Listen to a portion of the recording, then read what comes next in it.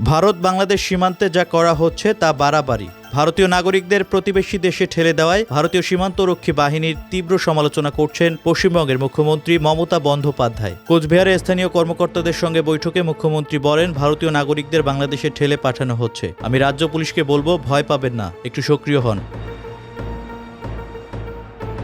সীমান্ত এলাকায় বন্দীদাদের নিরাপত্তা ও আইন শৃঙ্খলা বজায় রাখার গুরুত্ব তুলে ধরার পাশাপাশি আইন শৃঙ্খলা বাহিনীকে নির্দেশ করে মমতা বলেন, কোচবিহার একটি সীমান্ত জেলা, সীমান্তে আইন শৃঙ্খলা পরিস্থিতি বজায় রাখতে হবে। কোনো বাড়াবাড়ি সহ্য করা হবে না। কেউ বাংলা বললেই সেই বাংলাদেশি হয়ে যায় না। বাংলাদেশ একটি দেশ এবং পশ্চিমবঙ্গ একটি রাজ্য।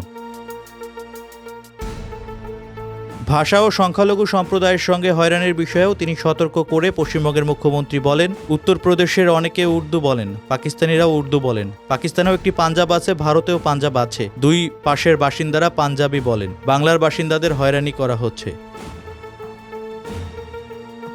কোচবিহারে মুখ্যমন্ত্রী মমতা আরও বলেন, অন্য কোনো রাজ্যের সংস্থা যথাযথ পদ্ধতি অনুসরণ না করে পশ্চিমবঙ্গের কাউকে গ্রেপ্তার করতে পারবে না। যদি কারো নাম কোনো মামলায় অভিযুক্ত হিসেবে উল্লেখ করা হয় তবে তার তদন্ত করা উচিত। রাজ্য পুলিশের কার্যক্রমে অসন্তুষ্ট হয়ে মমতা বলেন, পুলিশের গাড়িতে টহল কমে গেছে। আগে একটি পুলিশ ভ্যান একটি এলাকায় ৩-৪ বার টহল দিত, এখন সেটা দেখা যায় না। এটা ঠিক না, দিনরাত টহল দিতে হবে।